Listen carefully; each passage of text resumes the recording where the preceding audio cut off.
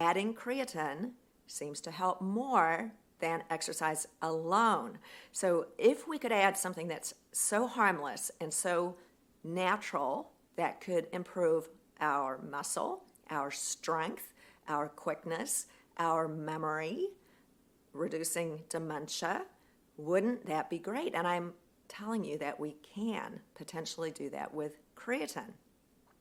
So if we're thinking about taking creatine, how do we do it? What's the dosing? What's the best product?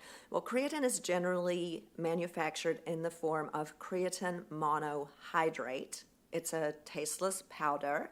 It's not difficult to manufacture. It's quite inexpensive. So this is one thing where I will tell you it doesn't particularly matter what brand you choose. I bought it at the grocery store before, but I personally take the Thorne Creatine Monohydrate product just because I like Thorne products.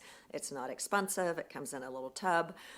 1 scoop, which is 5 grams, would be the typical dose that we would start an average-sized woman on. Now, keep in mind, it's been studied in doses up to 30 grams a day without harm. So there's a lot of leeway in what dose you might take. But most studies have been done on 5 grams a day, so that's a very safe place to start. Frequently we say if you're a very small woman, like under 120 pounds, you might even start on half of that and then move up. If you're over 160 pounds or so, you might even double it and take 10 grams, just to say, because remember, it is simply 3 amino acids, naturally occurring substance. You can take a bunch and you won't get in trouble, but up to 30 grams has been studied. Now, still happens. I won't say it's the old way to do it, but certainly one way to take creatine was to do an initial loading dose for the first week, like take a very high dose for a week and then go down to the 5 grams daily. Generally, I just say take 5 grams daily, and we know that it takes about 30 days to get to a steady state where the muscle and brain is fully loaded with creatine phosphate. So yes, if you start taking 5 grams a day, you're not going to reach the full benefit for 30 days. But the reason why I'm not a big fan of doing that high loading dose for a week, now that would get you there quicker, but there is a subset of patients who complains about water retentions. But just because women are so very terrified of gaining weight, I will mention that is something that people talk about.